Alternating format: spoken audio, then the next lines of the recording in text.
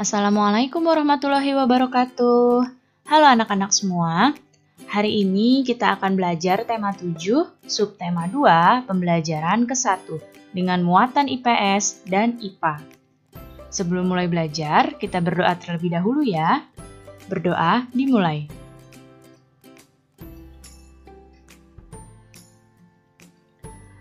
Berdoa selesai. Baik anak-anak, sudah siap untuk belajar hari ini? Kalau sudah siap, mari kita mulai belajarnya.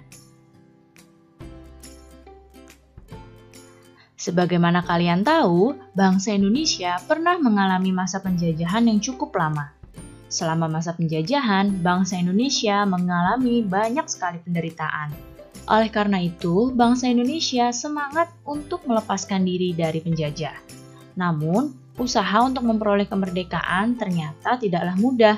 Berbagai rintangan harus dilalui oleh bangsa Indonesia demi mendapatkan kemerdekaan.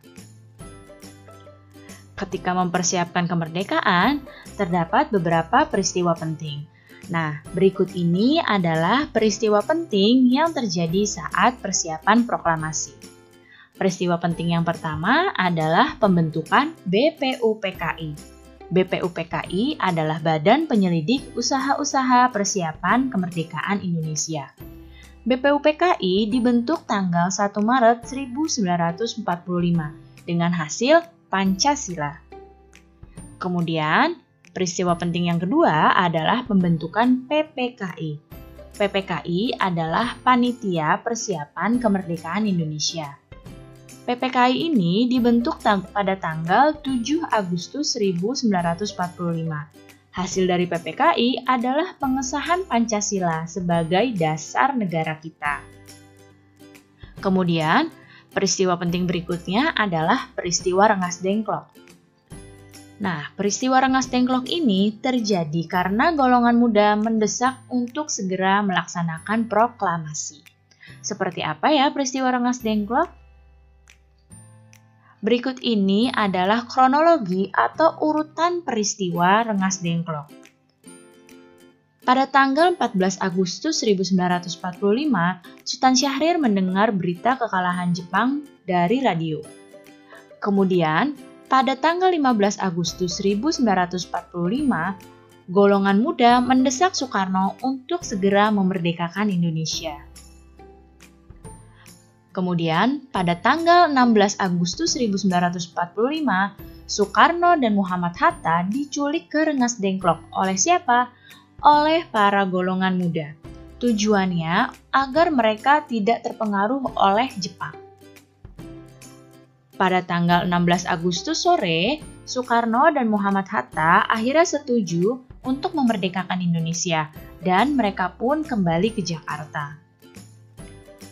Pada tanggal 16 Agustus 1945, di malam harinya, Soekarno mengumpulkan anggota PPKI di rumah Laksamana Maeda.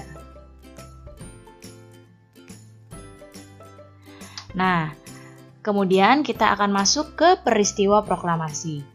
Dini hari setelah naskah proklamasi dirumuskan oleh Soekarno, Muhammad Hatta, dan Ahmad Subarjo, kemudian naskah proklamasi tersebut disetujui oleh seluruh peserta rapat. Setelah disetujui oleh seluruh peserta rapat, naskah proklamasi diketik oleh Sayuti Melik. Setelah diketik, lalu persiapan berikutnya adalah Ibu Fatmawati menjahit bendera merah putih. Dan pembacaan proklamasi pun dilaksanakan tanggal 17 Agustus 1945 pada pukul 10 pagi di Jalan Pegangsaan Timur nomor 56. Berikut ini adalah teks proklamasi. Nah, yang ini adalah teks proklamasi coretan tangan dari Bung Karno. Dan yang sebelah kanan ini adalah teks proklamasi yang sudah diketik oleh Sayuti Melik. Nah, ini adalah gambaran peristiwa ketika dibacakan naskah proklamasi. Ketika itu, naskah proklamasi dibacakan pukul 10 pagi. Nah, Kira-kira bagaimana ya suhu udara ketika pukul 10 pagi? Sekarang kita akan memasuki muatan IPA. Suhu udara yang biasa kita rasakan dipengaruhi oleh intensitas sinar matahari. Perubahan suhu dan kalor memiliki hubungan yang erat. Kalor itu didefinisikan sebagai energi panas yang dimiliki oleh benda. Secara umum, mengetahui adanya kalor yang dimiliki oleh suatu benda dapat dilakukan dengan cara mengukur suhu benda tersebut.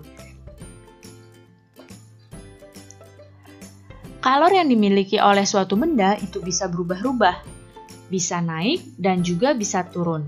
Karena kalor dapat berpindah dari suhu yang tinggi menuju suhu yang rendah. Sekarang perhatikan gambar yang ada di hadapan kalian. Di sini ada gambar, ada air panas dan air dingin yang digabungkan jadi satu.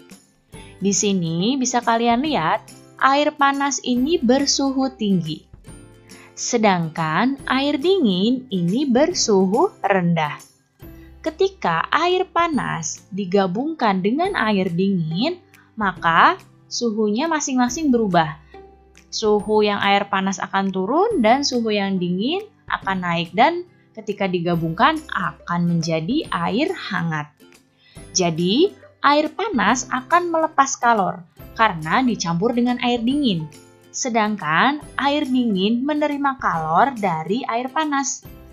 Ketika dicampur, air tersebut akan menghasilkan suhu baru dan akan menjadi air hangat. Baik anak-anak, cukup sekian ya penjelasan Ibu kali ini. Mudah-mudahan kalian paham dan mengerti. Terima kasih anak-anak semua. Sampai jumpa lagi. Wassalamualaikum warahmatullahi wabarakatuh.